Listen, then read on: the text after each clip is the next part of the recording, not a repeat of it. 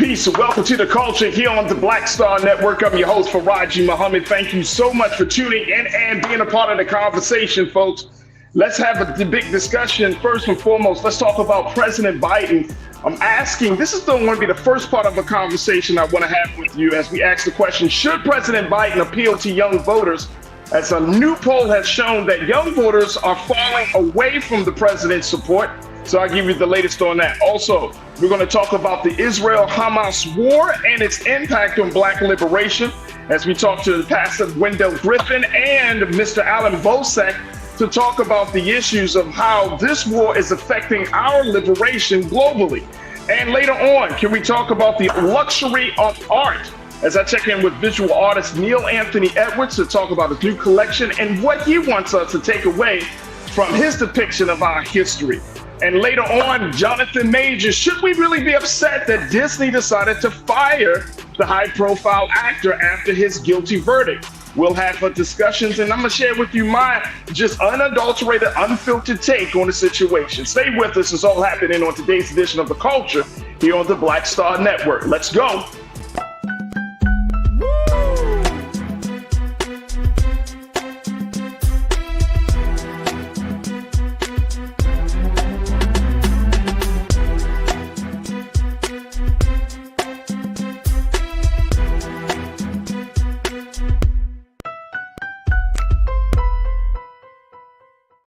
All right, folks, welcome to the culture here on the Black Star Network. I'm your host, Farajii Muhammad. Thank you so much for tuning in and being a part of the conversation. And I thank you all so much for joining me this afternoon. Folks, we got a lot to cover, but let's do this. First and foremost, we thank you for so much for checking us out as we're streaming live on a number of great platforms. First and foremost, you can check us out on our home platform, blackstarnetwork.com. Download the app for free, folks. Follow us on social media under Black Star Network. And of course, we ask for your financial support.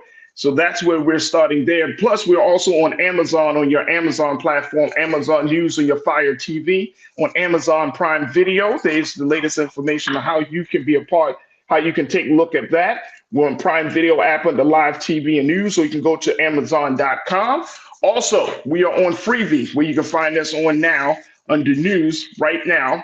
And it's available. We are available under Black Star Network. And finally, on Plex TV, 24 hours a day, 7 days a week. We are streaming live there on Plex TV. All right, folks, let's jump right into it. I got a lot to cover. First and foremost, big shout out to my online culture crew that's doing it real big. There we go. We got people in the chat. Pastor Damon Blissett, I see you, big brother. Thank you once again. Deidre Hall, I see you. James Stone, I see you. Robin Welch. Hello, Culture Crew. Hello, Robin. Good to connect with you once again. Big brother Willie Frazier is back in the chat. As always, it's a pleasure to have you, big brother Willie.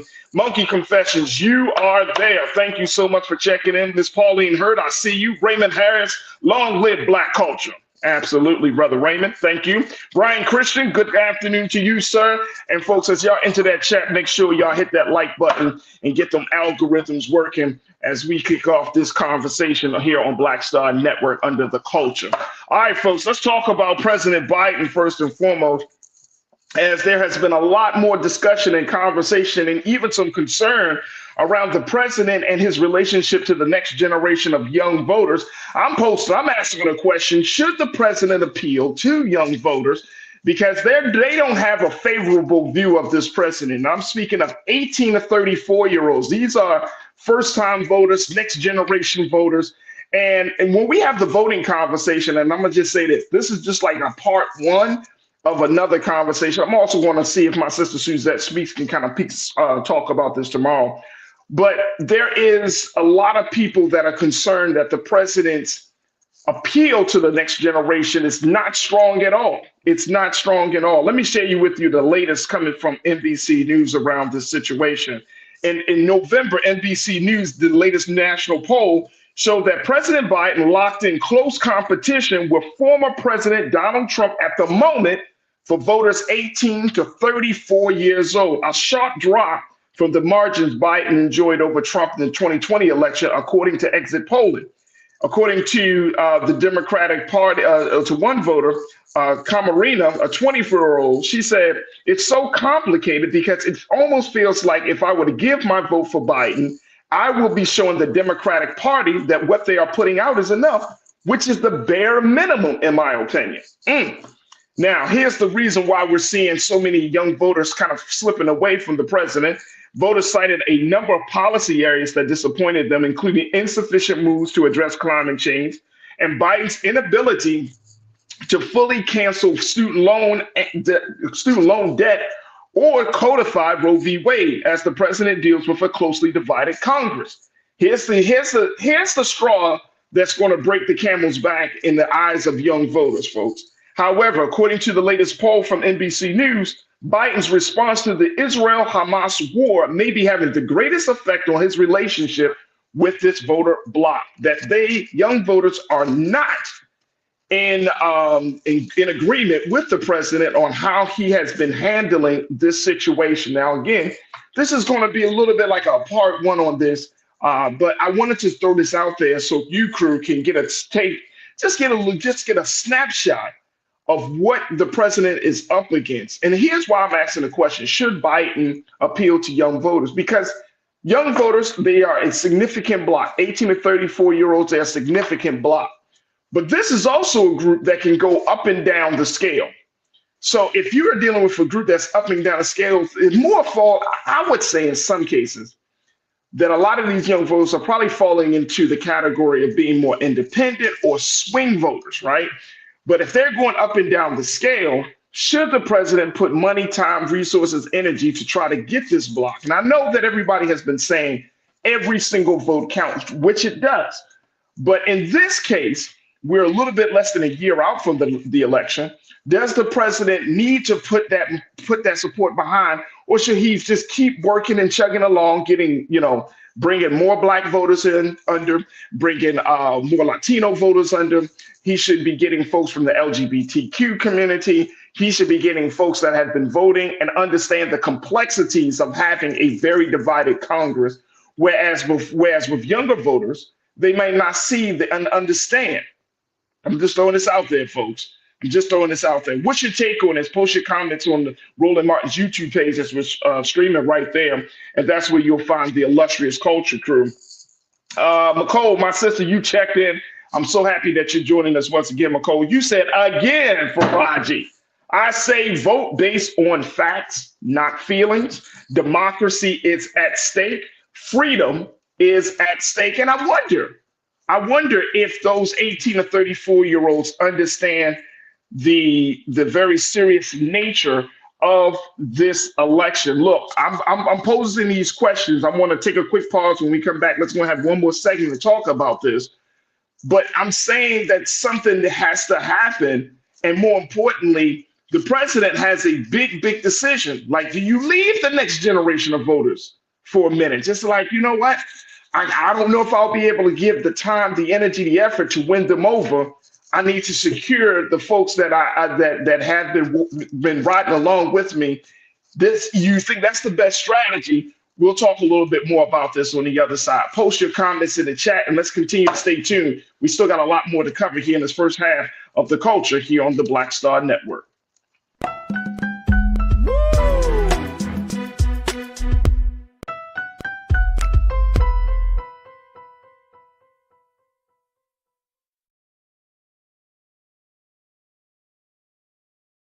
When you talk about blackness and what happens in black culture, we're about covering these things that matter to us, speaking to our issues and concerns. This is a genuine people-powered movement. There's a lot of stuff that we're not getting. You get it, and you spread the word. We wish to plead our own cause. Too long have others spoken for us. We cannot tell our own story if we can't pay for it. This is about covering us. Invest in black-owned media. Your dollars matter. We don't have to keep asking them to cover our stuff. So please support us in what we do, folks. We want to hit 2,000 people, $50 this month, raise $100,000. We're behind 100,000, so we want to hit that. Y'all money makes this possible. Check some money orders. Go to P.O. Box 57196, Washington, D.C. 20037-0196. The Cash App is $RM Unfiltered. PayPal is R Martin Unfiltered. Venmo is RM Unfiltered. Zelle is Roland at RolandSMartin.com.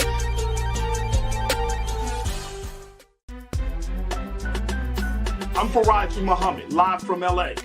And this is The Culture. The Culture is a two-way conversation. You and me. We talk about the stories, politics, the good, the bad, and the downright ugly. So join our community every day at 3 p.m. Eastern and let your voice be heard. Hey, we're all in this together. So let's talk about it and see what kind of trouble we can get into. It's The Culture. Weekdays at 3, only on the Black Star Network.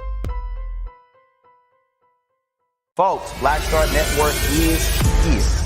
Oh, no punching! I'm real revolutionary right now. Support this man, Black Media. He makes sure that our stories are told. Thank you for being the voice of Black America, Roland. Stay black. I love y'all. All momentum we have now, we have to keep this going. The video looks phenomenal. See, this difference between Black Star Network and black-owned media and something like CNN. You can't be black-owned media and be scared. It's time to be smart. Bring your eyeballs home. You dig?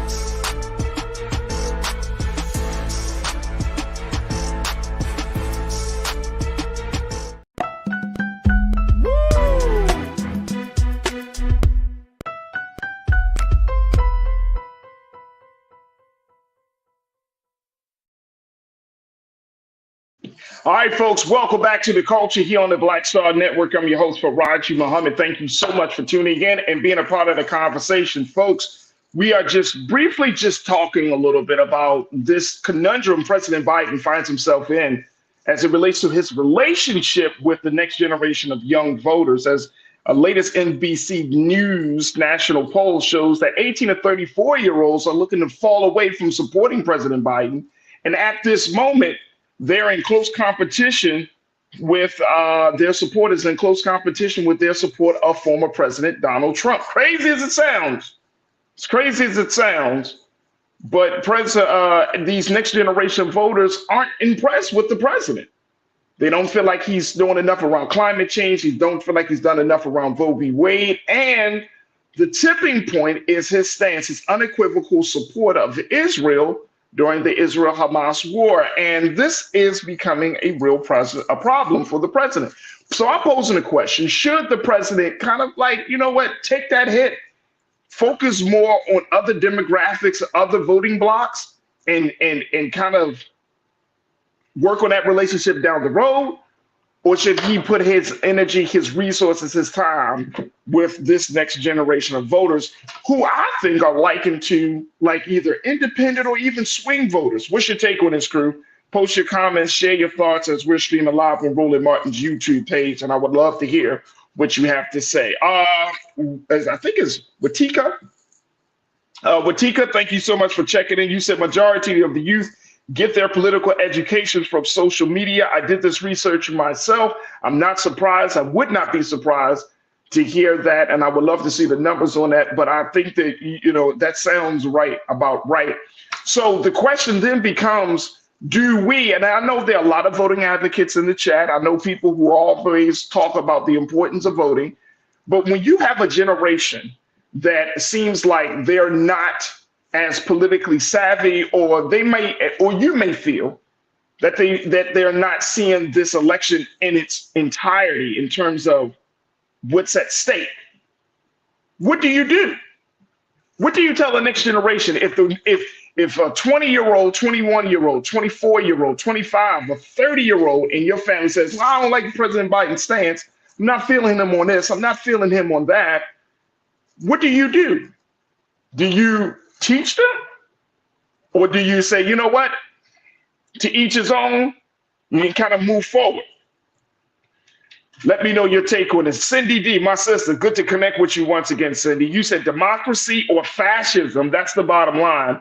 All votes do matter. Reaching out to voters is reaching out to all. Use all resources to do so. So you're saying that President Biden should put some time, energy, and effort into making sure that he brings along this voting bloc with him, that he has some appeal to it. Okay. The ABX girl, good to connect with you. You said correct, Cindy D. We have to vote for those that must stay and have nowhere to go. Absolutely. Absolutely. Patricia Patterson, you put it out there very succinctly and bluntly. It's Biden or Trump. Do you want Trump? Mr. Trump, y'all know Mr. Trump. And we're going to talk a little bit about his comments in the next segment, talking about the whole immigration and poisoning the blood of the American people. Woo!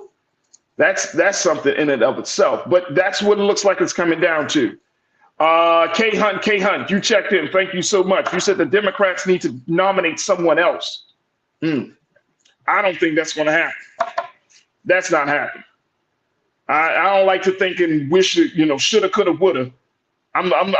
That's not happening. They're going to put their support behind Biden. That's their president. That's the president. That's the person in power. That's going to be their person in this election.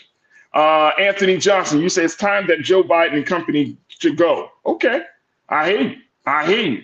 Let me see here. CC Knight, you said once we have a conversation, we decide who we're voting for.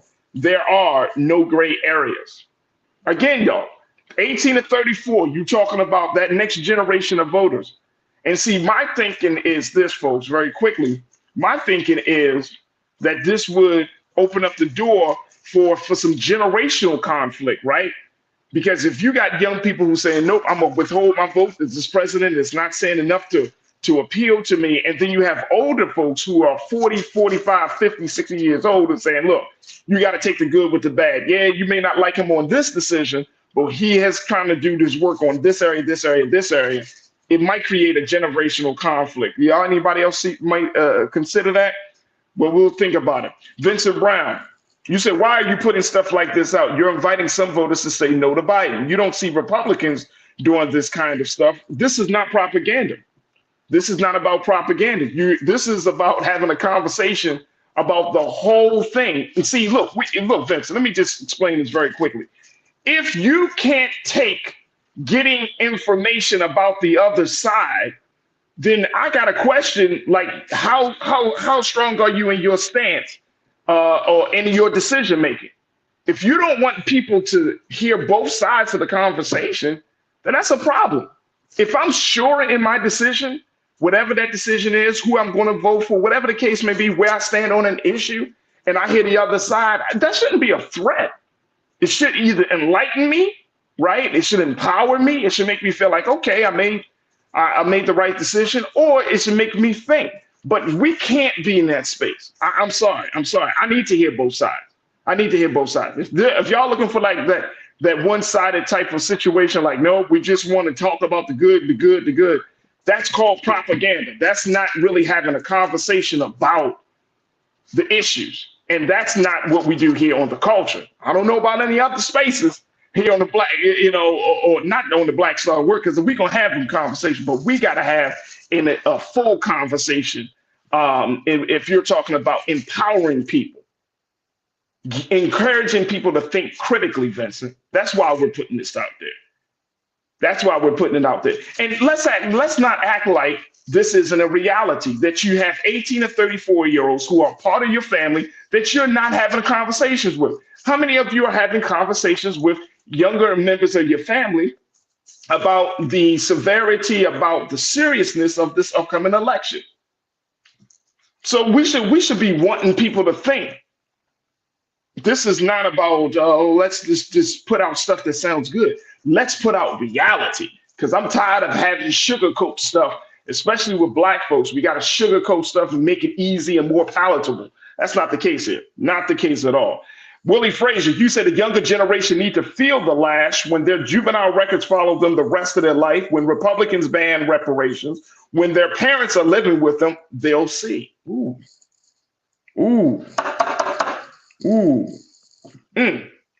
I hear that. Mingley Natasha Surge, you said I don't need to hear crap about Trump. I hear that. And ABX Girl, you agree with Brother Willie. Facts, Willie Frazier. Absolutely. So we're in a different space. I got to take another pause, but we're in a different space now. Just know that you got 18 to 34-year-olds on the fence. You got some Black people on the fence. You have Arab Americans on the fence about this. So look. We got to be able to have these conversations. We can't act like we're living in some Black Mirror Twilight Zone space here. This is the reality. People are not happy with this president. It's as much as we like to believe that, oh, okay, everything is going to go well. You have to empower people. You got to give people a chance to think on their own. And that's part of this voting education, because if we're serious about educating people to vote, and if we're serious about encouraging people, if young people find themselves, if they vote differently from what you're voting for, but they take part in the process, they're going out getting people registered, but they vote differently from you, do you get mad at it? Do you say this is not right? Do you tell them they're stupid for voting that way? What do you do? What do we do? And so that's the place that we find ourselves in. We got to take a quick pause. I just want to put that out there so we can have that beginning parts of the conversation. And of course, we're going to continue to have this discussion about the relationship between the president and the next generation of voters. But it's certainly something to think about. Folks, stay with me. I got to take a quick pause. When we come forward, let's have a conversation about the Israel-Hamas war. I'm going to talk to two dynamic Black men about this whole situation, and more importantly, its impact on this idea of Black liberation, global Black liberation. Stay with me. It's The Culture here on the Black Star Network.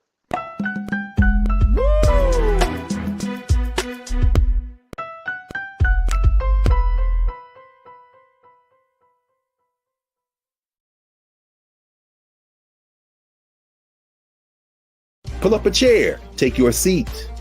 The Black Tape with me, Dr. Greg Carr, here on the Black Star Network. Every week, we'll take a deeper dive into the world we're living in. Join the conversation only on the Black Star Network.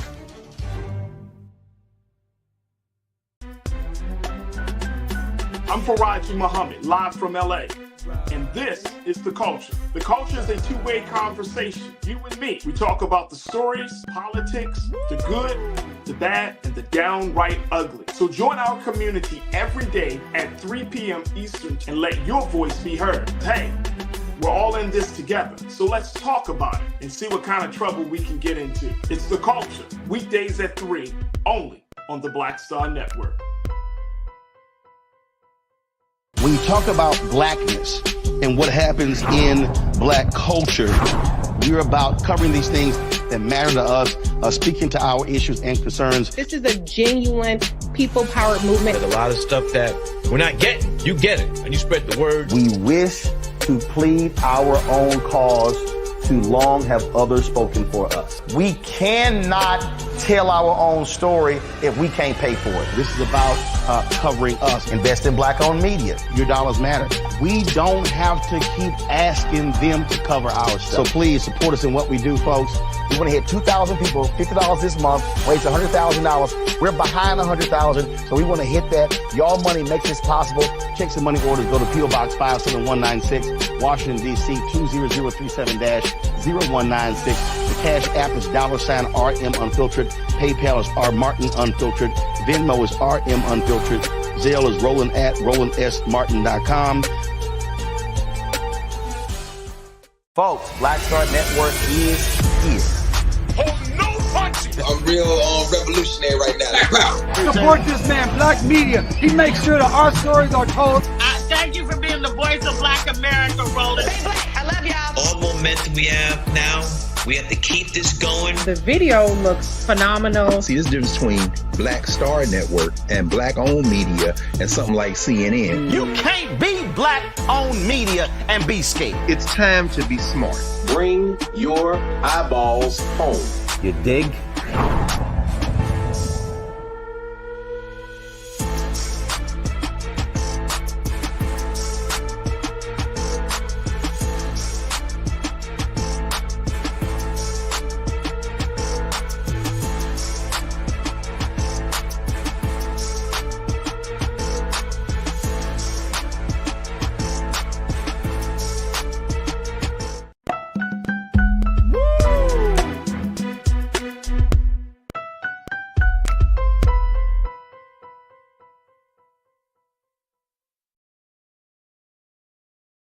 All right, folks, welcome back to the culture here on the Black Star Network. I'm your host, Farajii Muhammad.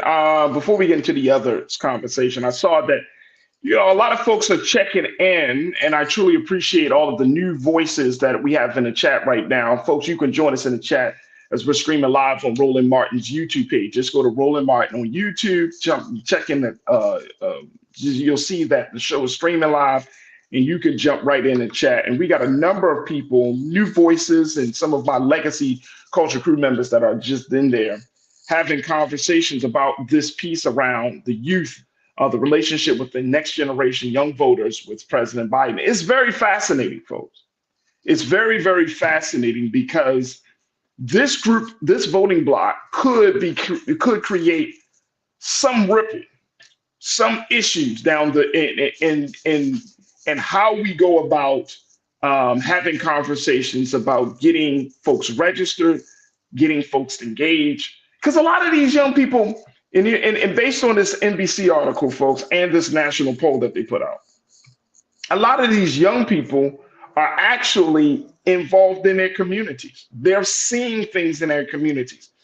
One of the things I think we need to be very, very careful about is that if you're encouraging people to go out and to vote and to get involved and to participate in all of these things, right? Voter education, voter participation, voter enrollment, all of these things, that you, one, don't make people feel small or act as if they're stupid because they may have a different set of politics than you personally. So, we have to keep that in mind as well, that you don't want to come across as that way, especially for the next generation, right? Especially for new voters, first-time voters. This might be their second election that they're voting in, so they're still kind of first time. They're just learning about their personal politics and where they stand on all of these issues. And the last thing that they need, especially within Black communities, is that you got other Black folks that are saying, well, I know you're a first-time voter, but you don't know what you're talking about. I know you're a first-time voter, and your thinking is a little bit off. Because we do have to, if we're talking about keeping the same group of folks engaged, then you got to empower them to be able to make their decision. That they feel confident and they feel comfortable that they can make this decision, and that their parents or grandparents, aunts and uncles, those adults that are in their lives, aren't going to look at them like they're crazy just simply because they have a different view of the world and what they think is important versus what they don't think is important compared to us. So I think that's the first thing. Then the second thing is that if you want people to get involved, then it should just be across the board. Now, whether they get involved with voting, whether they get involved with canvassing, whether they get involved with however they want to get involved, that we don't diminish that, right?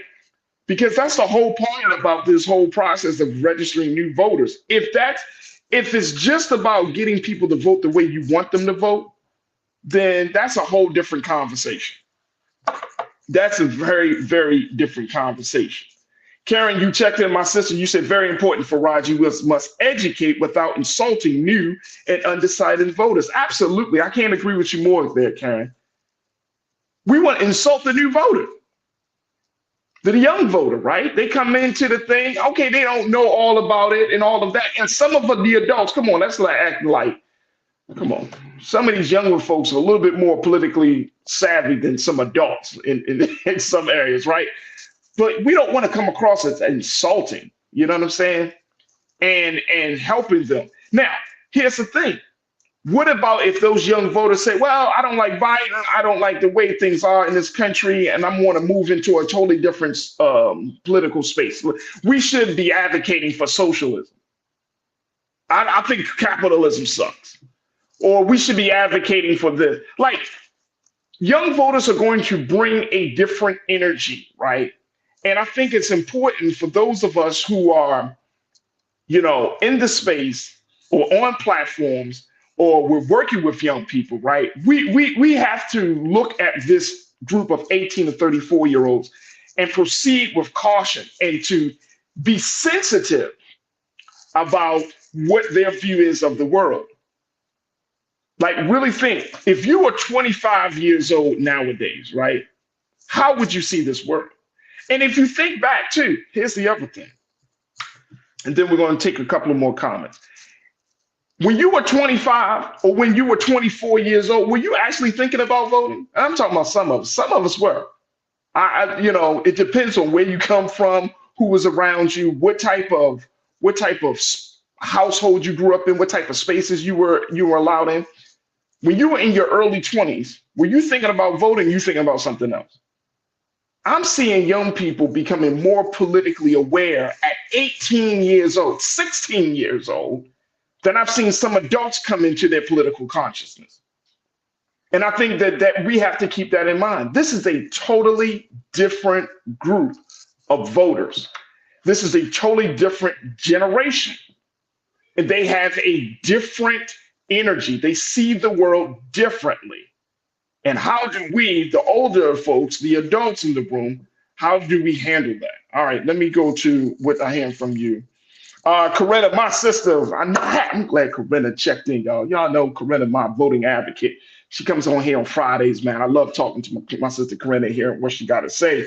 Corinna, you said, Karen, I agree, sis. It's tiring, however, that the folks we must educate are prone to misinformation due to be weak and easily influenced. Shaking my head, so much to unlearn and learn at the same time. Who are we talking about, Corinna? Adults or these young people? Who are we talking about here? Because I know some adults that can fall in the exact same category. Y'all be having real serious conversations in the chat and to unlearn and to learn. So who we talking about here, Corinna? I think I know who you're talking about, but I'm just throwing this out there. Like, adults are in the same space. Adults are in the same space. So we're talking about the treatment of the new voter. Again, I'm going back to that question. Let's post that question, Lise.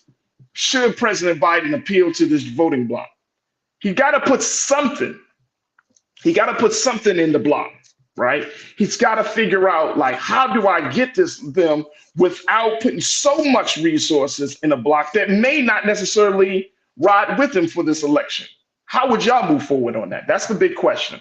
Let me do this. Let me take one more quick pause, and then we're going to continue the conversation on the other side. And of course, I'm going to get your comments on this. Stay with me. It's The Culture here on the Black Star Network.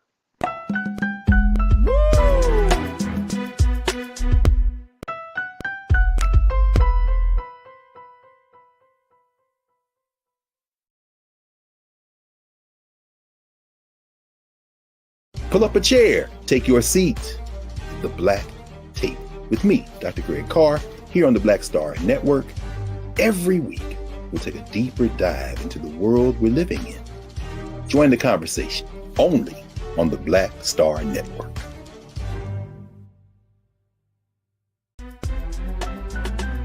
I'm Farajii Muhammad, live from LA. And this is The Culture. The Culture is a two-way conversation. You and me. We talk about the stories, politics, the good, the bad, and the downright ugly. So join our community every day at 3 p.m. Eastern and let your voice be heard. Hey, we're all in this together. So let's talk about it and see what kind of trouble we can get into. It's The Culture. Weekdays at 3, only on the Black Star Network. When you talk about blackness and what happens in black culture, we're about covering these things that matter to us, speaking to our issues and concerns. This is a genuine people-powered movement. There's a lot of stuff that we're not getting. You get it, and you spread the word. We wish to plead our own cause. Too long have others spoken for us. We cannot tell our own story if we can't pay for it. This is about covering us. Invest in black-owned media. Your dollars matter.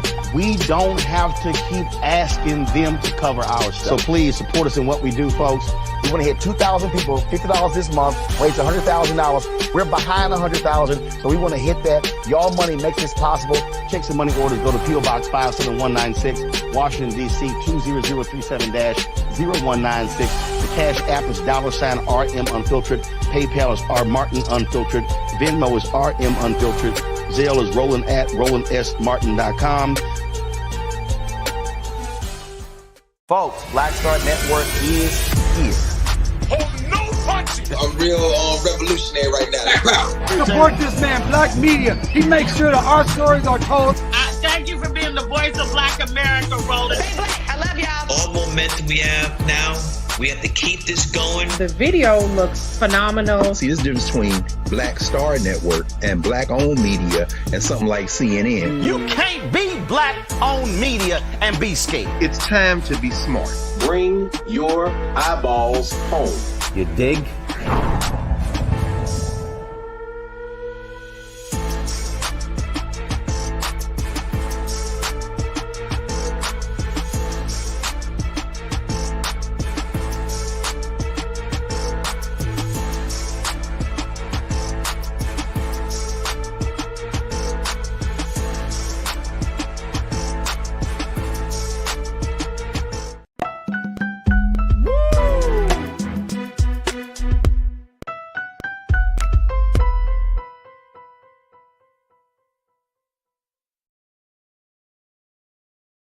All right, folks, welcome back to the culture here on the Black Star Network. I'm your host, Farajii Muhammad. Okay, let's talk a little bit more about this because I'm seeing some great comments from you in the chat as we're streaming live on Roland Martin's YouTube chat and Roland Martin's Facebook page. Y'all can, if you're on Facebook, you can still post, and we'll make sure that we get your comments mentioned as well.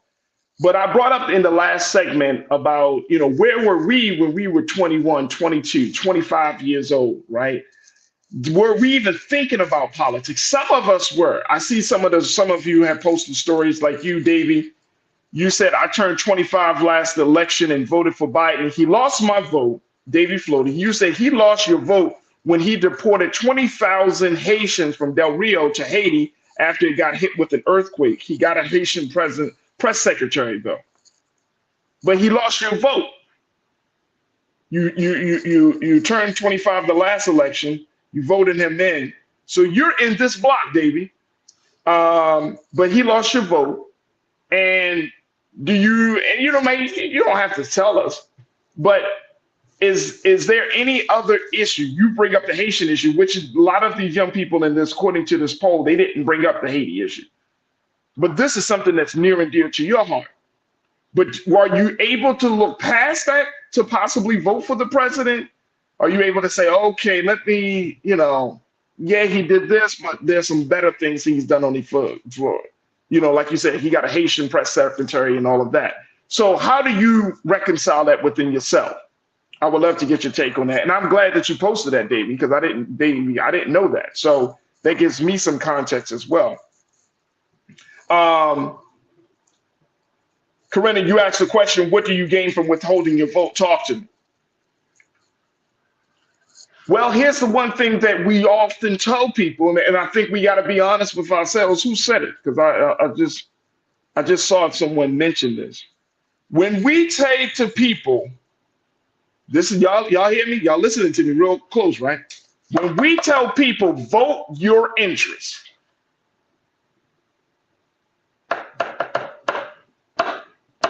when you tell the next generation vote your interest, and they don't see President Biden as that guy who speaks and advocates and can move on their interests. Y'all see what I'm getting at? So if you tell the next generation, hey, look, man, you got to vote your voice, you got to vote your interests, you got to vote your values, you got to do what's important, you have to get involved based upon where you stand, and that stand is not in alignment with where you may stand. Then what happens? Then what happens? Are we going to start saying to the next generation, to young voters, new voters, your interests are messed up? Are we going to start saying that? Because if we start saying that, now we start telling people who and what to vote for. And that doesn't sound like empowerment to me, folks. That sounds like me telling you what to do, not you figuring out what's important to you. That doesn't sound empowering. Brother Damon, you said, my brother Damon Blissett, you said, Farajii, this new generation experienced the George Floyd worldwide protests. Our Gen X didn't have that. That's what makes this new generation different, my opinion. I agree with you. Some of those young people who were participated in those protests 3 years ago, right? Some of them young people were, boom, their politics was activated. I know in Baltimore, when the murder of Freddie Gray happened, we saw a whole lot of young people hitting the streets. I'm talking about teenagers, 15, 16 years old. I even saw some as young as 13. Like, you saw a whole lot of young people in the streets involved in the protests, on the front lines during the day, at night, late at night. You're talking about when those things started happening, when that big moment with Freddie Gray, we were on the ground, and you saw young people out there, man, getting activated, right? They were getting involved, and they can, and in some cases, some of those young people took a moment like that, whether it's Freddie Gray, whether it's George Floyd, whether it's whatever moment that has been happening, and they became activated as a result of those major moments. And as a result of that, they started to work on their politics. I mean, we got to look at the next generation and say, okay, they might think differently, but something good is still happening here. Kevin Boyd, you checked in. You said Biden ain't perfect, but sitting out is not an option, and Trump is a step in the wrong direction. We're trying to create a path. Withholding our vote costs us more than anybody. If not Biden, then who? Then put, you know what, here's my recommendation on that. And I agree with you there, Kevin. So I agree with you, right? There's certainly a lot at stake, I think, and I'm processing this as I'm sharing this with you folks. I think that we don't put that type of pressure on the next generation, on the new voter, the young voter, right? That's too much. That's too much. Let's wake up these old heads, right? These older folks, right? Who have been involved in voting and all of that, who have been engaged in some of these election cycles over the past 10 to 15 to 20 years, right? Get them back into the mix of things, because the next generation don't deserve to have that weight. Like, oh my gosh, the weight of the election, this thing between democracy and fascism, they don't deserve to have that weight placed on their shoulders, because guess what? That looks like those of us who have been blazing the path, we didn't do our job. We put the weight of democracy on young people instead of the weight of democracy on those of us, on conscious adults. Come on. So we didn't do our job. So we got a lot of work to do. And we can't put that. I think this period might be a period of real education, right, Corinna? Like, this period might be a period where we're helping, teaching them about the issues and going back and forth with them and say, look, let's look at the issues. Let's look at the pros and cons. And I'm not talking about you going up to some random young person. I'm talking about having these conversations with those young people in your families that you have direct contact with, that you have influence with, that you have a say with. You start there. But I don't think we should put the weight, democracy versus fascism is on the line if these young people don't get it right. That's not fair. Because they didn't make this situation that we're in. Why is democracy and fascism and why is democracy in peril? You can't put that on no 21-year-old, 25-year-old, 30-year-old. You can't do that. That's not fair. There has been a bunch of causes that led to this effect. So we got to clean it up first. And we can't bring them into the madness and expect them to save the day. Look, I got to take another quick pause. When we come back, let's continue to talk about this and other topics I got ready for y'all. Stay with me, folks. It's the culture here on the Black Star Network.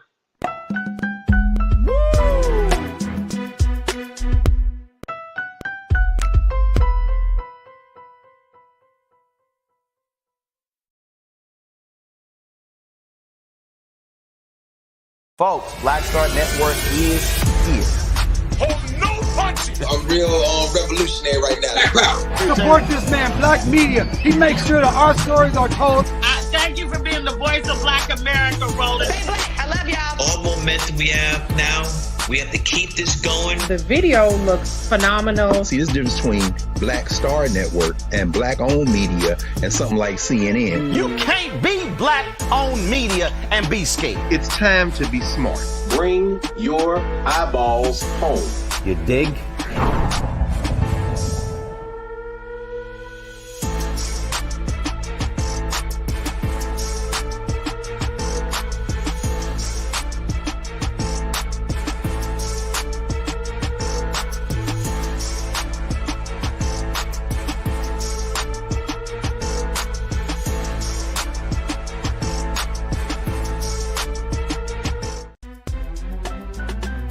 I'm Farajii Muhammad, live from LA.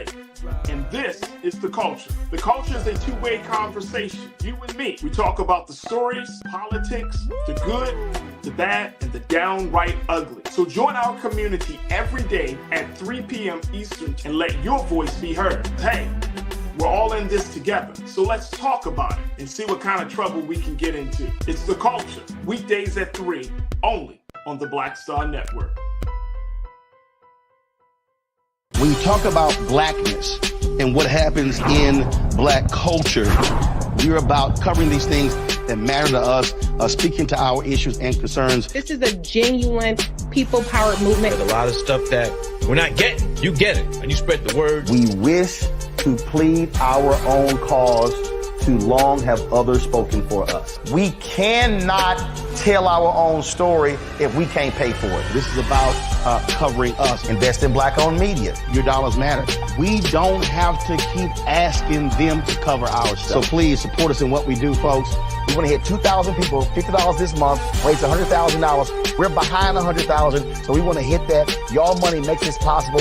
Checks and money orders go to P.O. Box 57196, Washington, D.C. 20037-0196. The Cash App is $RM Unfiltered. PayPal is R Martin Unfiltered. Venmo is RM Unfiltered. Zelle is Roland at RolandSMartin.com.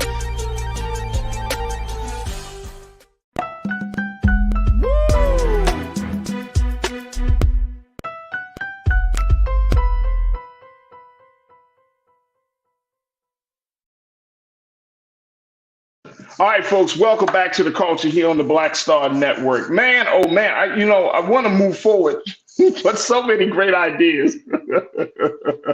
That's why I love this show and this platform we got here today, folks, because so many of you are bringing up so many phenomenal ideas. And I'm like you, King.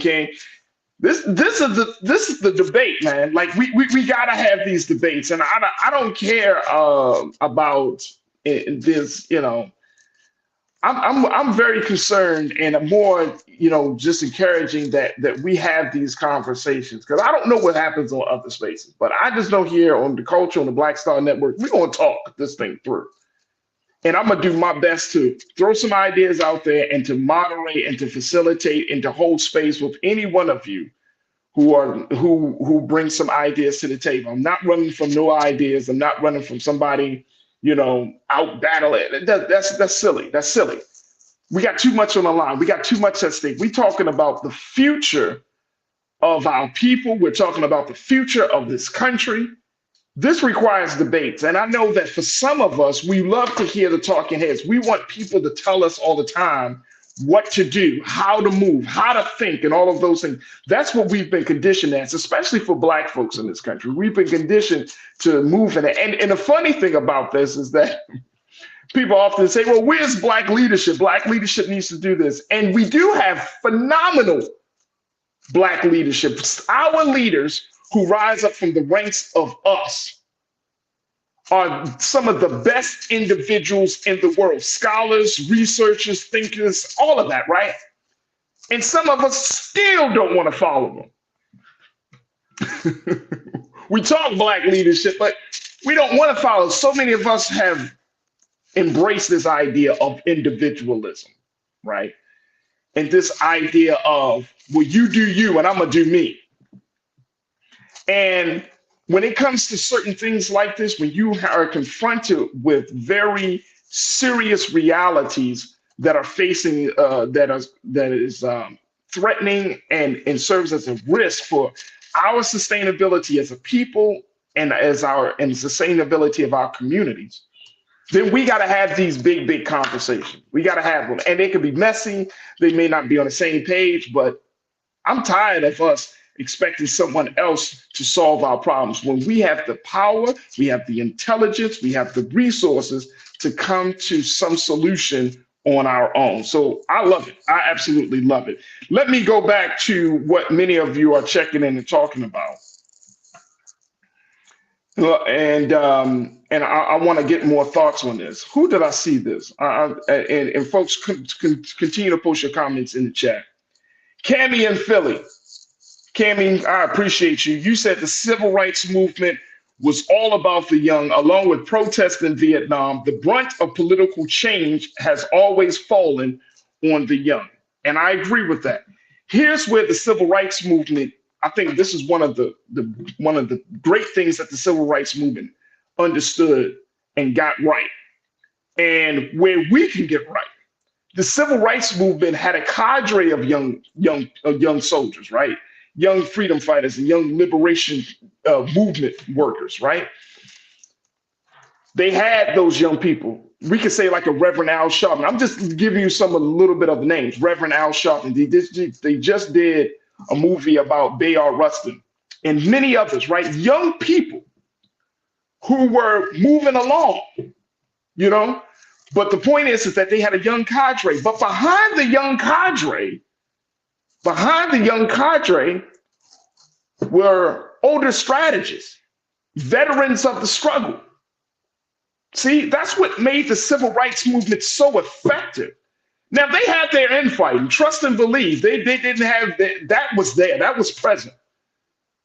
But they had an infrastructure where, as the scriptures say, young for warfare, the older for to give advice, to give direction, to help with the strategy.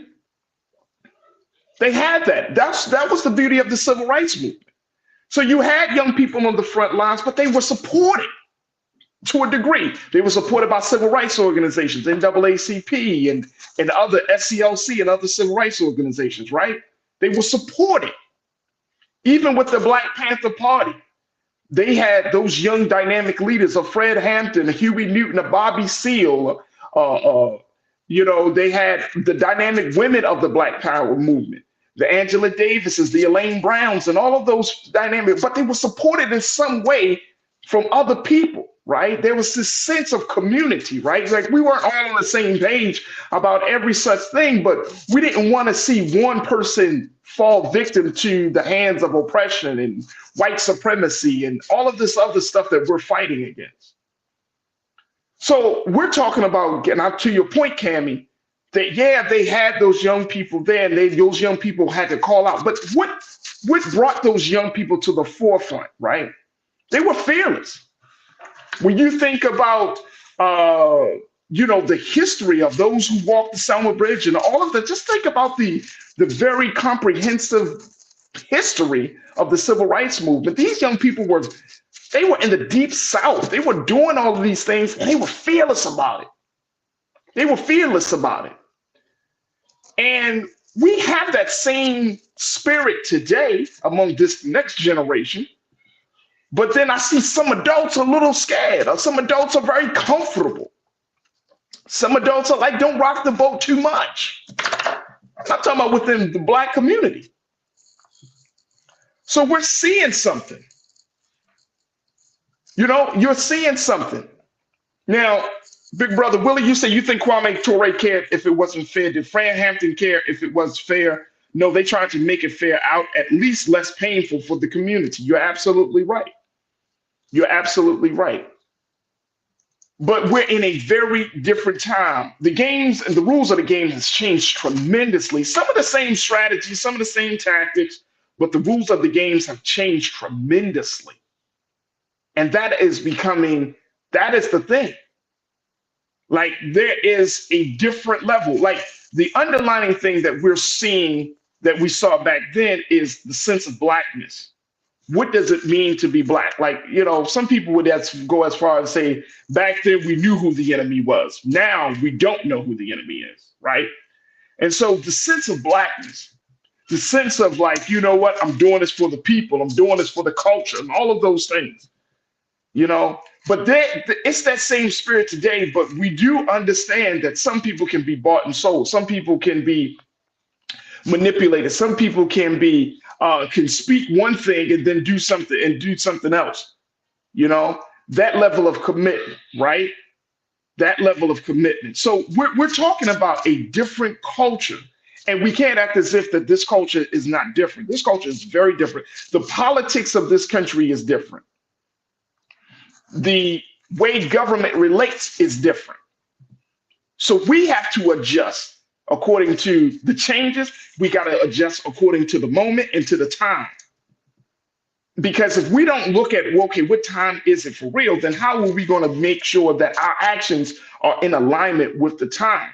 If we're doing if we're using taxes from the 50s and 60s and 70s, but this is 2023, God willing, we'll be making the transition into 2024, then we can find ourselves, our actions to be out of time with the way things are going right now. This is the conversation in this country is about the sustainability, it's about preserving democracy. The conversation was different back then. That was about civil rights. That was about making sure that Black people are seen as human beings. That was about making sure that all people are seen. But this is about the very fundamental essence of our government, democracy. That's a heavy load to bear. And again, I don't think we should put that on young people. I think we got to look at the adults. What happened? What happened for those past 50 and 60 years? How did we get into this place? Now, we don't have to go into no long diatribe. We don't have to go into no big, create a whole dissertation around it. We know what happened, but we have to figure out, and I'm saying as Black folks in this country, Black leadership in this country, we got to figure out, okay, do we keep going down this one path, or do we start creating an alternative path? And the next generation is trying to say, I think I'm starting to see an alternative path. And what if that alternative path is not in agreement with the path that some of us want to stay on? Look, I got to take another quick pause. Stay with me. It's The Culture here on the Black Star Network.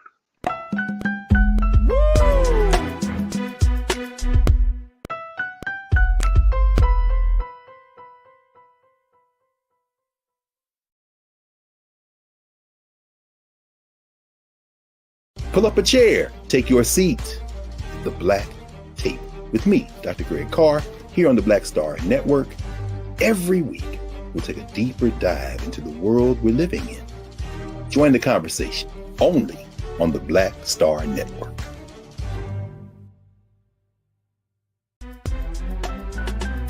I'm Farajii Muhammad, live from LA.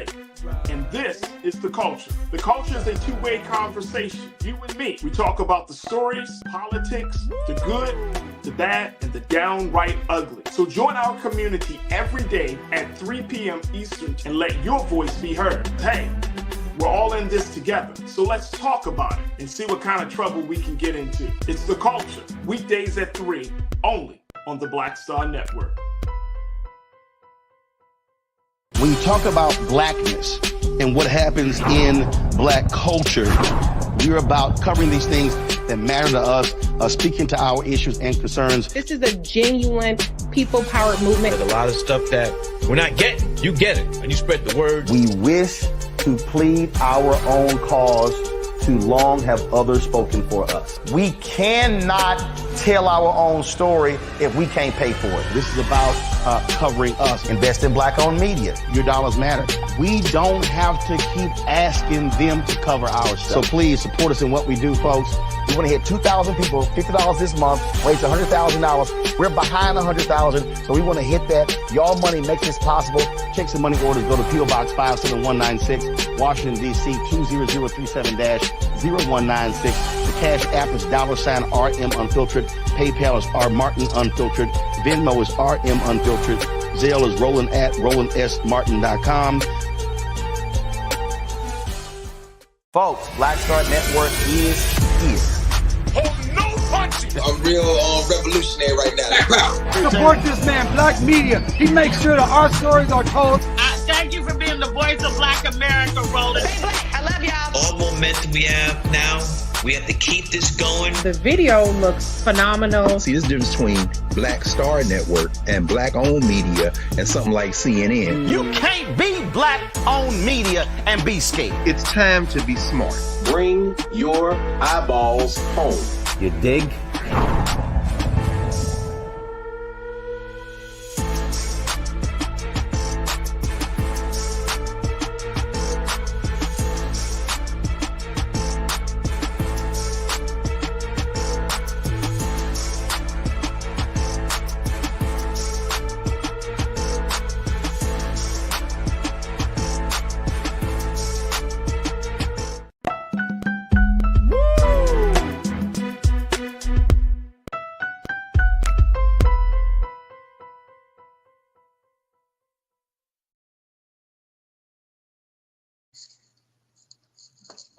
All right, folks, welcome back to the culture here on the Black Star Network. Let me bring in two brothers who can give us some further insight on this particular topic and to give us some insight as to what we're seeing with this Israel-Hamas war as it is and its impact on the Black liberation struggle globally. I want to bring back and I want to welcome back to the airwaves of the culture here on the Black Star Network our brother, Judge Dr. Wendell Griffin. Judge Griffin, who is a retired state judge, and he is a historian, he's an activist, and he's an author as well. And I'm really, really excited to have him on. And also joining me is Mr. Alan Bosak, who's the co-author of the book with Judge Griffin.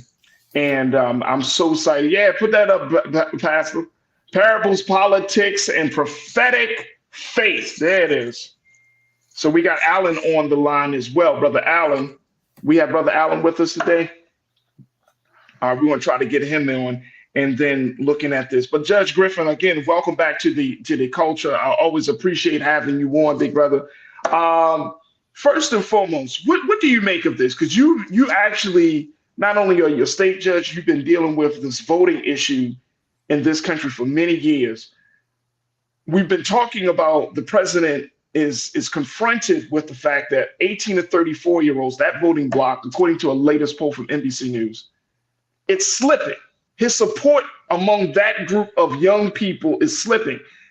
Some young people say, Judge Griffin, that it's because of his stance on, his inability to get some stuff done with the student loan debt situation. Some people say that he's not doing enough around climate change. Some people are saying that the economy is still kind of shaky and uncertain, even though there has been some gains. But I think the tipping point has been this stance on the Israel-Hamas war, the stance that he has taken, the unequivocal support that his administration has given to the state of Israel. And now the president is feeling the heat from the American people, especially the next generation, from all cross-racial backgrounds, who are like, we're putting money into this situation. They haven't even finished dealing with the Russia-Ukraine situation. But there are young people who want to not vote for this president. And I want to go back and I want to get your take on this, Judge, because I want to go to this quote that we found from NBC News, where this 24-year-old living in the Bay Area said, it's so complicated because it almost feels like if I were to give my vote for Biden, I will be showing the Democratic Party that what they are putting out is enough, which is the bare minimum, in my opinion. Brother Farajii, thank you very much for having me back yes, on. Sir. I look forward to being on with you and hoping that Dr. Buzak joins us shortly. But I think that the person from the Bay Area nailed it. And I think that, if I may say so, it's about time that we begin to listen more closely to the young people. The young people have been saying this and speaking up since 2008. Please remember that it was the young people who turned out in big numbers that elected Barack Obama. It was the young people that turned out in big numbers that made Bernie Sanders' campaign take off and really challenge Hillary Clinton. It was the young people. It was the young people. And did I say it right? It was the young people. Martin Luther King led his civil rights movement with the young people. The young people are speaking, and the young people are now speaking louder, and they have a bigger voice because no longer they need to wait for the newspapers to pick them up. They have their own voice. They go on TikTok, on Instagram, on all the social media platforms, and they self-publish. And so when young people see the Israel-Hamas war, and they recall that it was the people in Palestine who connected with them straight up when Michael Brown got murdered in Ferguson, and folks in Palestine were getting on what now X was then Twitter and said, this is how you handle the tear gas. Folks in Palestine were telling young folks in Ferguson, this is how you handle the tear gas. That is a relationship that is not recent. That is a relationship that has now been going on for a decade. And they see Barack Obama's vice president, now president, doing essentially the same thing to the people in Gaza that Darren Wilson did to Michael Brown in Ferguson. And it defies logic that the Democratic Party would think that young folks, A, would not notice, B, would not be highly perturbed, I'm trying to keep it real, and C, not transfer that irritation into activism and say, no, we are not going to drop our ballot in the behalf of this kind of hateful stuff. We're going to explore options. And let's just be clear. They know they don't have to go there.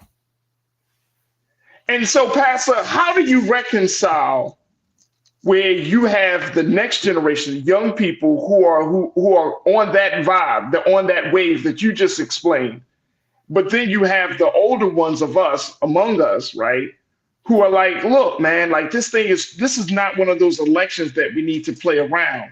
And I think that comes from a very real concern that if Trump gets back into office, we're going to be going backwards at least 50 years, right, from some people. But young people are willing to risk it. Young people are willing to say, look, hey, the president is not talking to me when he talks about this issue or that issue. I don't see my voice being listened to. I don't hear my interest being addressed when he talks to that. So some young people are willing to say, you know what, bump it. So be it. I'm going to risk it. And then you have black folks who are like, some other older black folks like, man, hell no, we can't risk that. So how do we reconcile between those two places? Well, I like to remind my generation, I'm 71 years old. The young folks have more at risk than I do. Because when if they're talking about 50 years is not what I'm going to deal with. The young folks have more skin in the game than I do. The young folks have to deal with the climate messed up that I'm not going to have to deal with 50 years from now. The young folks deal with the voting rights situation 50 years from now. The young folks have to deal with this. And if the young folks have said, listen, we have looked at the situation and we are not willing to bet on the same politics from the Democrats that has got us in this mess to take us out of this mess, then I can't say to them, hey, my 71 years and my life expectancy that's less than 50 weighs more than your life expectancy that's more than 50. Because quite frankly, they have more skin in the game. Now, that's the way I see it. All right, let me take this one question from our culture crew member, Pastor. Brother Willie Fraser said, ask the pastor, do young people understand foreign policy? What Israel is to the United States as far as an ear to combat terrorism that comes from that way? do you think that they are able to really educated enough to vote on something that they may not have no full understanding of? Oh, they understand terrorism quite well because the Palestinians are being subjected to terrorism. The Palestinians are being subjected to Israeli terrorism every day and have been for the last 75 years. They have had their neighborhoods bombed. They have had their houses bulldozed. They have had their young people detained. Palestinians know that, hey, walking while black is troublesome here, walking while Palestinian is troublesome all throughout Palestine every day. And they know about segregation. So no, we shouldn't pretend the young folks don't know about foreign policy. I mentioned the connection between Palestine and Michael Brown on purpose because those young people in Ferguson are well aware that what goes on in U.S. policy in this country affects the world. Policing in this country is driven by policing in Israel. I just said something. Check out now. A lot of your police forces are going to Israel and getting their police policies. Check and see if they have gone to a policing institute sponsored by the state of Israel. And so young folks understand this. They understand the fact that the same Israeli politics that are producing the sorrowful situations in Gaza, I mean, that's genocide. That's the same kind of stuff that happened to Emmett Till. I mean, we are watching daily hundreds of Emmett Tills going on. And so for folks to say young folks don't get it, that's insulting to the young people. And quite frankly, they should be insulted because they are engaged and they're trying to figure out, hey, why do you think we don't know? The better question is, why don't you get it? I got to take a quick pause. When we come forward, Pastor, we're going to continue the conversation, and hopefully we're going to be able to get Dr. Alan Bosak to be a part of the discussion. Folks, we're continuing our conversation with Pastor Wendell Griffin as we talk about the Israel-Hamas war and its impact on Black liberation globally.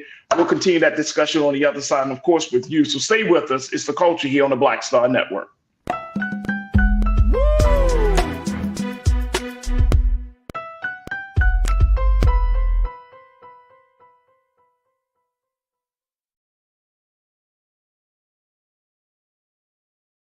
When you talk about blackness and what happens in Black culture, we're about covering these things that matter to us, speaking to our issues and concerns. This is a genuine people-powered movement. There's a lot of stuff that we're not getting. You get it, and you spread the word. We wish to plead our own cause.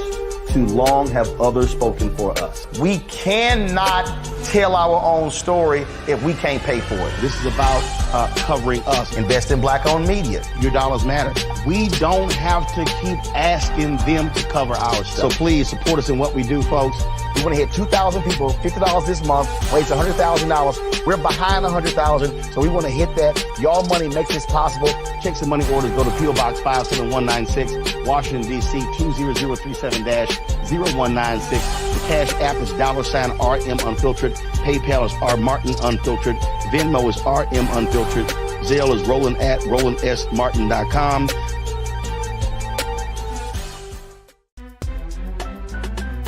I'm Farajii Muhammad, live from LA.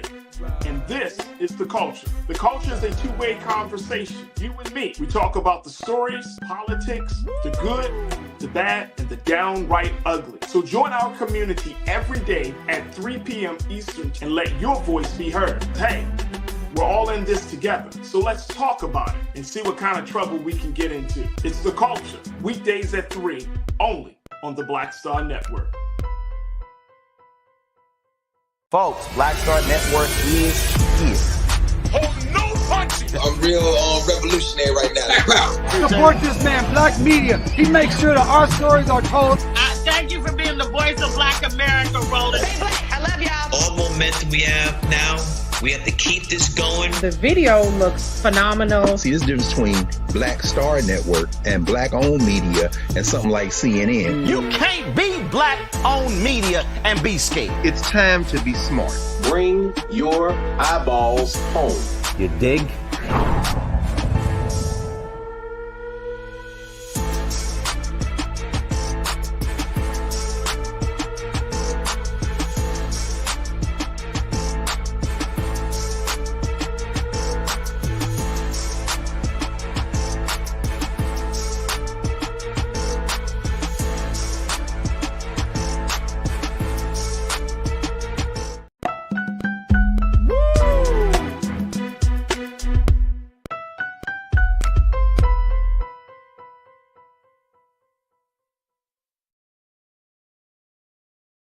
All right, folks, welcome back to The Culture here on the Black Star Network. I'm your host, Farajii Muhammad, and I've been chopping it up with my brother, my friend here, who has been giving us some insight as to what we're seeing as we're talking about the Israel-Hamas war and the impact that it has on the global Black liberation struggle.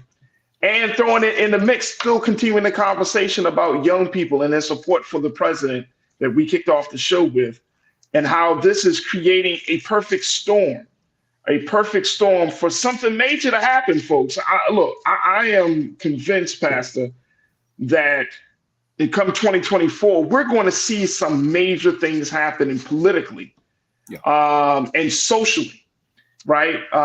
Where the same type of moment that we saw back in 2020, where how we now reference the 2020 protests, I think we're going to see some major moments coming in 2024, and maybe around this Israel-Hamas war.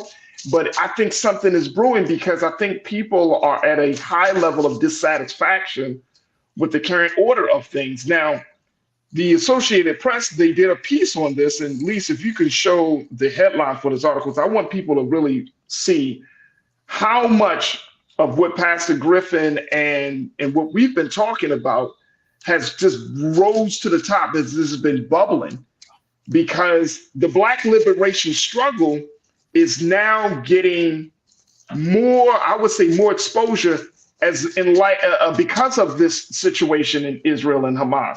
So if we could pull that up, but it talks about how Black Americans who are taking trips to Israel and to Palestine, Pastor, and they're seeing it for the first time. They're seeing it in real time. The disparities, the tyranny, the oppression, the injustice that the Palestinian people have been dealing with. And I know some people, some Black folks will say, well, that's Palestine, y'all talking all of that and stuff. Well, let me ask y'all a question. And Pastor, maybe you can answer it. What group, which Black organization, which Black gathering actually has a foreign policy program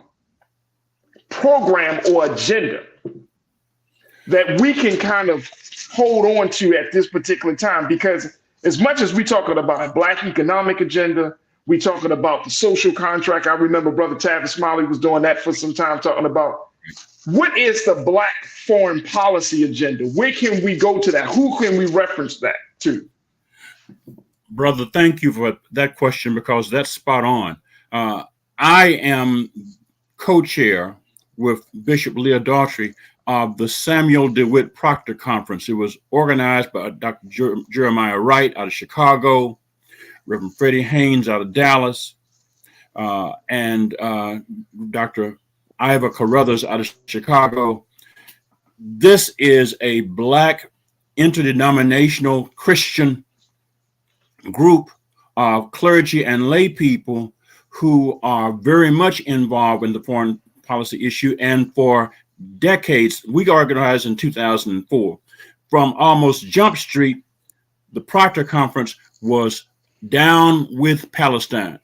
We have had a solidarity with Palestine. You go to our website, www.sdpconference.info. There's all kind of resources on Palestine. We are dealing with this issue because we realize there is a relationship between U.S. domestic policy towards people of color, to include Black folks, and U.S. global policy toward people of color, to include Palestine, the continent of Africa, the Caribbean, and South and Central America. And let's just put it this way. Dr. Martin Luther King Jr., may he rest in peace and power, was saying this, and folks were not paying him attention. If folks would do something besides read his I Have a Dream speech, and would actually read his work, they would realize Dr. King was talking about these issues a year to the day before he died. That's why he got killed. Because he was saying, hey, there's something really messed up about a domestic policy that prohibits Black folks from having civil rights in this country, but wants to send Black folks to kill brown and yellow folks in Southeast Asia. Talking about the way that the money was being used to oppress poor people. Dr. King was down with this, and so was Brother Malcolm. Brother Malcolm was down with this. Folks need to pay attention and wake up. The young people are with it. Brother Malcolm understood that white supremacy does not have territorial boundaries. It is global. Imperialism in this country, in the guise of white supremacy, shows up in Israel as Zionism. And to the point you made at the beginning of the question, folks who go to the Palestinian area, I don't call it the Middle East because I asked the question that Brother Dimitri Behav, a Palestinian Christian, asked, east of what? It's only the Middle East if you're looking at it from Europe. It's only the Middle East if you have a colonized mindset. It is north of Africa. It is east of the Mediterranean. It is south. It is west of Asia. So to call it the Middle East only talks about putting it in European context. When I went to Palestine, Israel in December of 2015 and stepped out of the airport in Tel Aviv, I had a PTSD moment because I felt like I was back in Jim Crow, Arkansas. I was born in 1952. I grew up, my first years were spent on Jim Crow. Until I got to Palestine, I did not see separate highways for folks.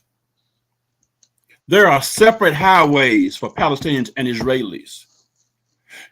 Israelis have walled off whole cities. They have built walls through Palestinian communities. We talk about redlining in this country. They have concrete lining in Palestine. And guess what? The companies that are building this are U.S. companies. Caterpillar, Bank America is funding it. Walmart is over there. Travelocity is over there.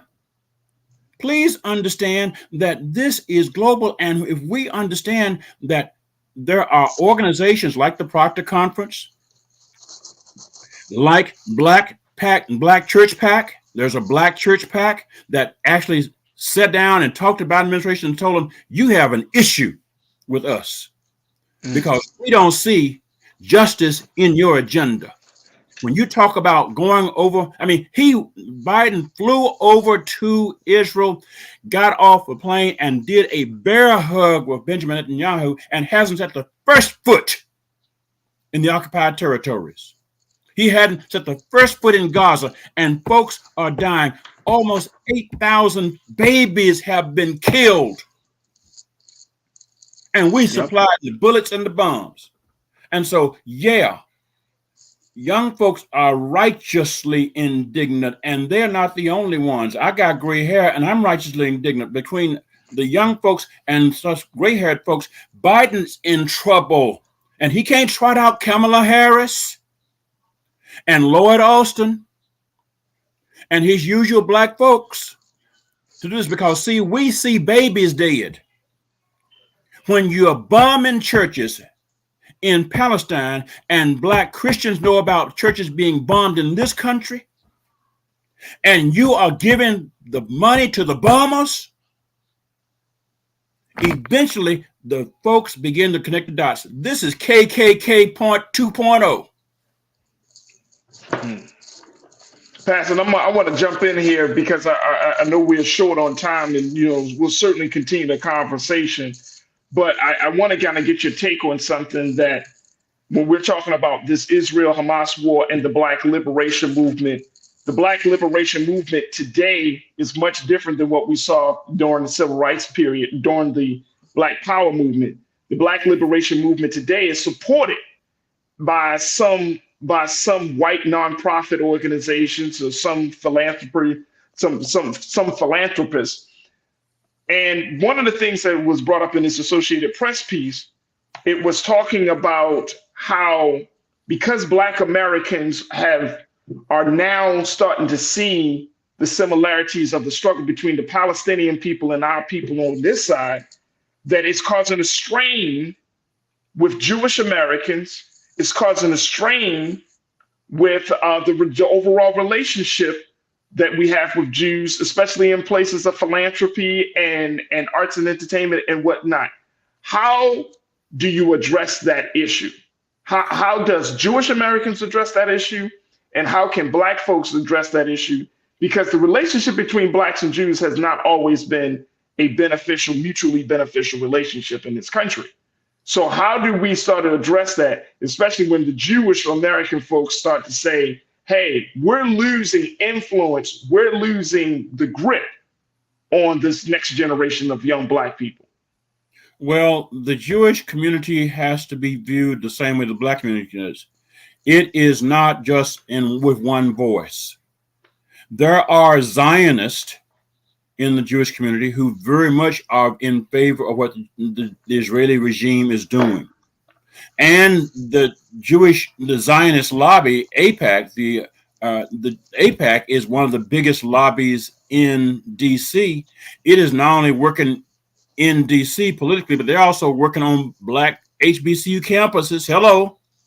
Mm-hmm. Black young people, sending them to Israel, trying to indoctrinate them in their policies. But they are not the only voice. More and more young Jewish people, Jewish Voices for Peace, are really raising questions, and they're raising protests, and they're saying, no, don't count on this. And we need to understand this. Anti-Zionism is not anti-Semitism. Let me just say it again. Yes. Anti-Zionism is not anti-Semitism. To say anti-Zionism is anti-Semitism, it makes as much sense as saying being anti the KKK is against anti-white folks. Hello. Mm. That's just wrong. It's dumb. But it is intentional because there is a deliberate effort to hold the Black and the progressive mindset in line with the Zionist mindset. But young Jewish people across the board and LGBTQ people are raising questions. I understand that there are those who are saying we have had a historically strong relationship between the Black and Jewish communities, but as you said, Brother Farajii, that has not always been so. I am old enough to remember that there were some Jewish voices who were very, very uncooperative when affirmative action was an issue. Because they were talking about quotas. And they were the ones who were anti-affirmative action. I am old enough to remember when it was possible for you to be Black and suffer discrimination from Jewish people because they were getting the benefit of whiteness. Hello. As long as they did not violate the segregation mindset. And so we shouldn't think of the Jewish voice as having one voice here. Finally, I think we need to learn from our young people, but also learn the truth about our history. I mentioned Dr. King. I mentioned Brother Malcolm. I mentioned them intentionally. I mentioned Brother Harry Belafonte. May he rest in peace. I mentioned these folks. I mentioned Dr. Jeremiah Wright. I mentioned Cornel West. Let me say Cornel West. Cornel West is running for president, y'all. And he has been strong in favor of the Palestinians and been calling out the Israeli apartheid regime for decades. I do have on my calendar a book that you see in the background. Cornel West, Democracy Matters. Read that book. Cornel West in 2004 was calling out Zionism in Jewish life and Christian nationalism in this country. We got Ron Johnson in the Congress and Benjamin Netanyahu in Israel are doing the same hateful stuff, but Joseph Biden is making it effective because he's in the White House. If Joe Biden stopped the bullets and the bombs going over, Israel would have a tough time. Last thing I'll say is this. Kind of funny that Biden got behind the folks on Ukraine and said, we got to stand up for Ukraine when Russia was invading Ukraine. But he hadn't said a mumbling word about how Israel invaded Gaza, committed genocide against Gaza, told the Gazans to go to South Gaza and then bombed them in South Gaza, blowing up babies, even killed Israelis wearing the white flag. And I haven't heard people say anything about this. So we need to understand that the young people are awake, the young folks are alert, and the young folks vote. Demographically, the young folks outnumber the elders now. Let me say it again. If the young folks turn out to vote, they can turn this thing around.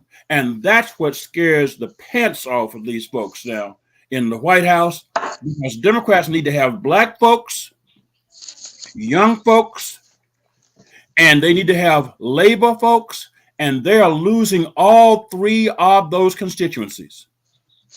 There it is. Pastor, I got to stop you right there just for the interest of time. As always, brother, you're dropping some jewels. Good job. You're dropping some jewels. I truly appreciate you, Pastor. We're going to try to bring Dr. Alan Bosak back and try to get him back on the next time. But I truly, truly appreciate you. Retired state judge. He's the pastor. He is the author of the book, Prophecies. Let me make sure I get that title right, because that thing is heavy. Pull that book up. Parables, Prophecies, Parable Politics and Prophetic Faith. Parable Politics and Prophetic Faith. So make sure y'all check that out. Our brother, Pastor Wendell Griffin, who's checking in here on The Culture once again. Thank you, Pastor, for your time. We truly appreciate you. Merry Christmas to you and your people, too. Brother. Stay black, stay strong.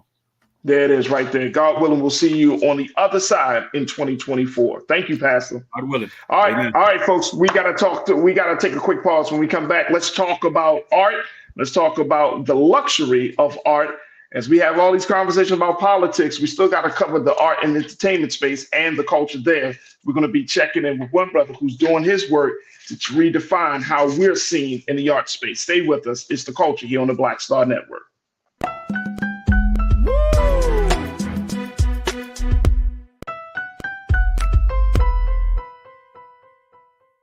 We wish to plead our own cause. Too long have others spoken for us. This is an opportunity for us to be able to speak to our issues. Y'all better understand something real quick. We ain't going nowhere. It is a continual battle that we see all across this country. Revolution will not be televised. The revolution will be streamed. All momentum we have now, we have to keep this going. He makes sure that our stories are told. Roland Martin's doing this every day. You can't be black-owned media and be scared. When you go into a barbershop in a 700 credit score neighborhood, black or white, they're talking about their ideas and they're talking about how they're going to move on those things. You go to a barbershop and a 500 credit score, equal brilliance, but bad culture, they're talking about other people. You go to a winner's barbershop, here's what I'm doing. You go to the barbershop of where people feel defeated, they're talking about other people, either celebrities or people they admire, but also often, I don't like Joe. I don't like Roland Martin. Let me tell you something. I don't understand people. How could you not like anything here you see? You should just be like, this is amazing. It's cool. You may not even like how he does it or how I do it, but it's like, you know what? They're succeeding. They're killing it. All you should be is, that's fantastic. But if I don't like me, I'm not gonna like you. If I don't feel good about me, it's hard for me to feel good about you. If I don't respect me, don't expect me to respect you. If I don't love me, I don't have a clue how to love you. And here's the big one. If I don't have a purpose in my life, I'm gonna make your life a living hell.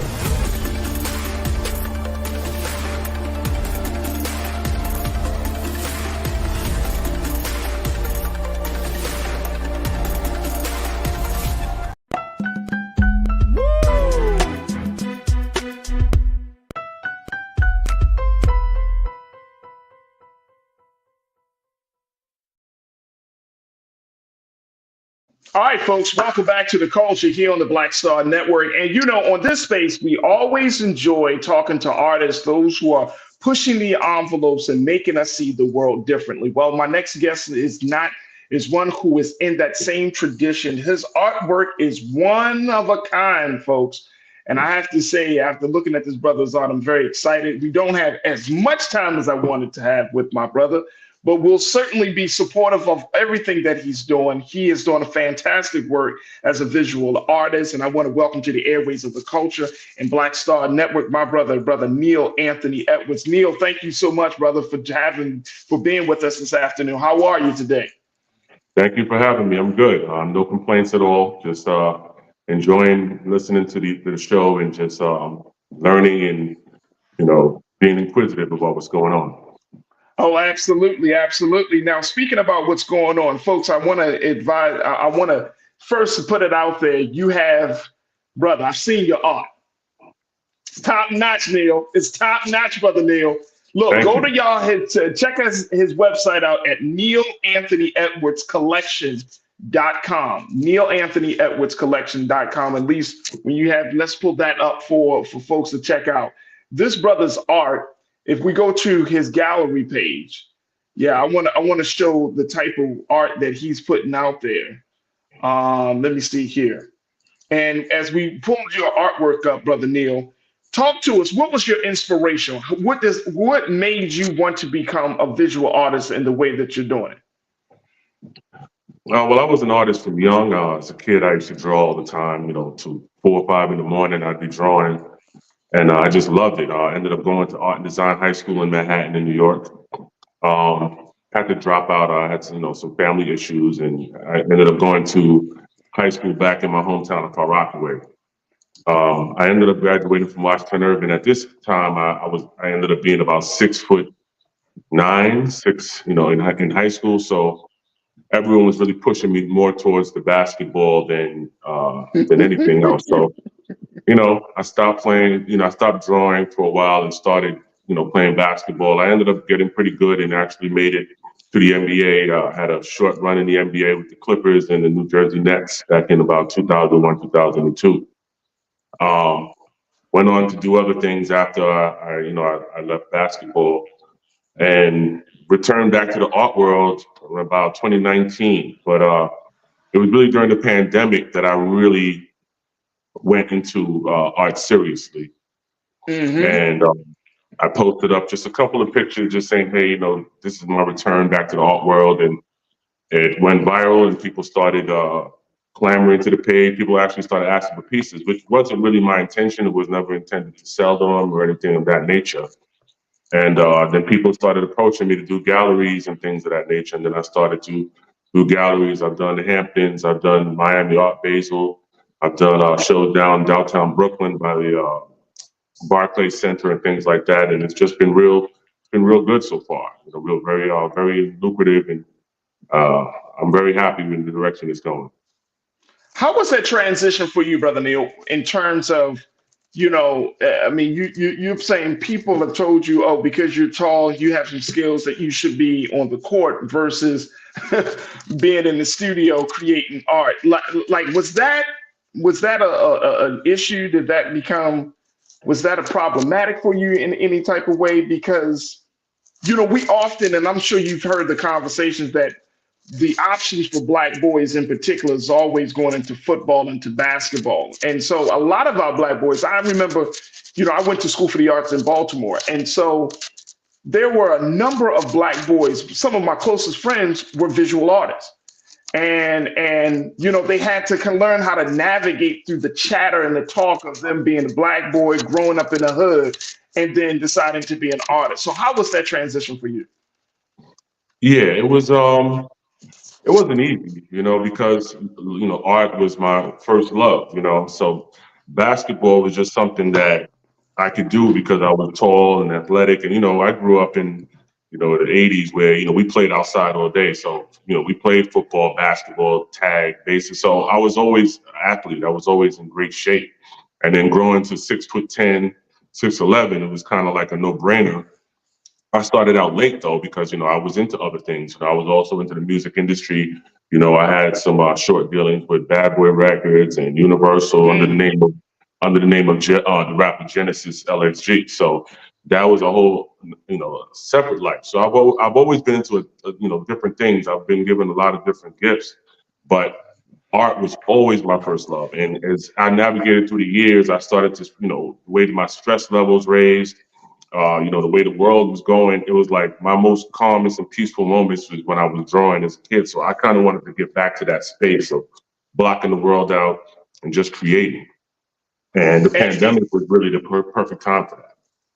That's amazing. I got this inspiration of this segment from your website. I just want to let you know. I call it the luxury of art. So you be like, well, damn, that's what I have on my site. It's coming from you, brother. I love it. That's my motto. Listen, luxury begins with art. I believe that, if you look at throughout history, whether it's Africa or Europe, you see these beautiful castles, you see these mausoleums, you see these palaces. Art is a very, very integral part of these places. And, they go to great extent to, decorate their homes and collect art from around the world because they want to feel that feeling when they walk into every room and they want to feel the mosaic feel of that room. So I try to get our people to understand how important collecting art is. When I first started out, I really couldn't get people to understand. They're looking at me like, "Oh, why are you charging this? Why are you not charging Walmart prices?" And I'm like, "No, Walmart prices is not what I'm doing here. So you got to understand the value of art before you approach me and say, look, I want to collect something from you." Right. So you already come into the table knowing what you're worth. Yes.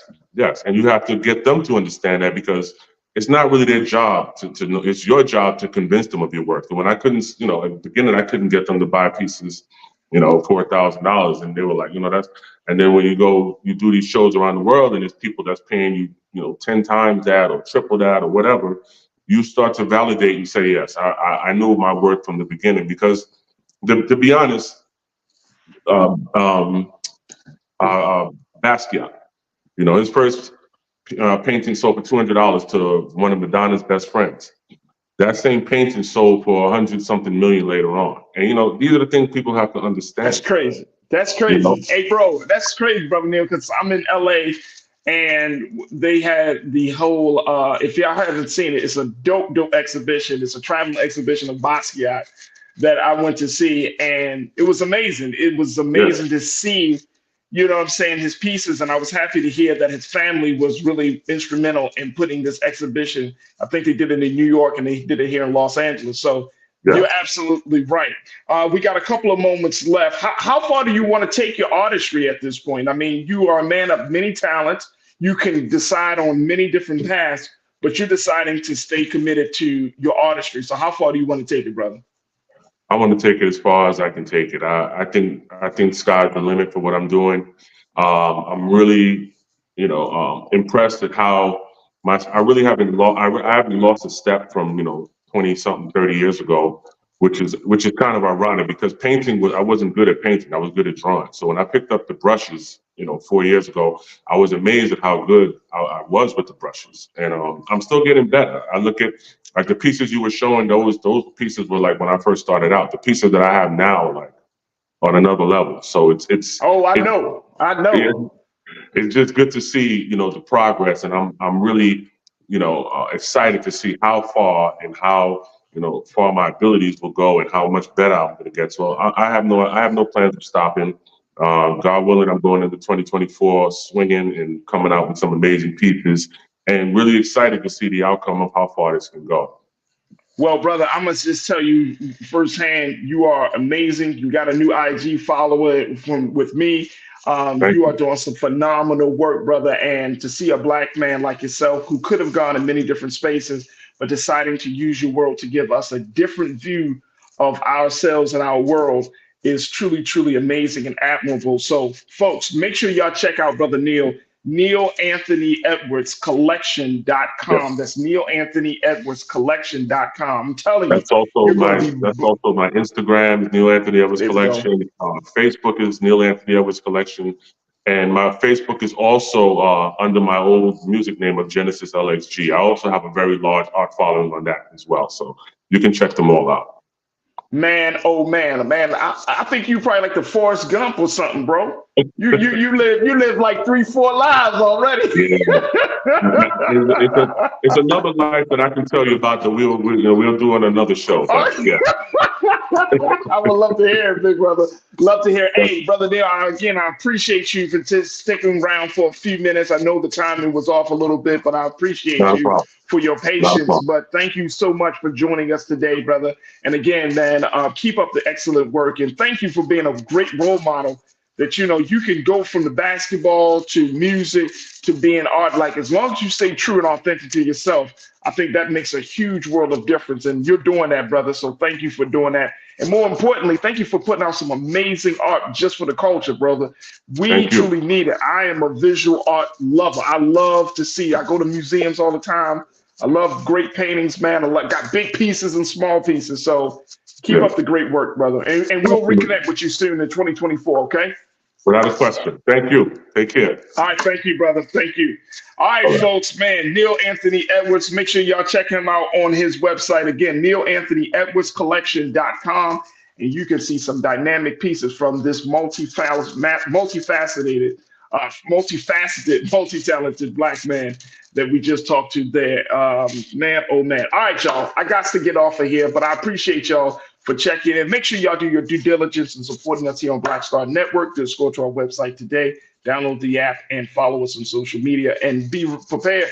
Up next at 6 p.m. Eastern Time is Roland Martin Unfiltered. As always, never be afraid to challenge what's wrong. Stand for what's right while being yourself in the process. God willing, we'll talk tomorrow with Suzette Speaks here on The Culture, right here on the Black Star Network. Have a great evening. Peace.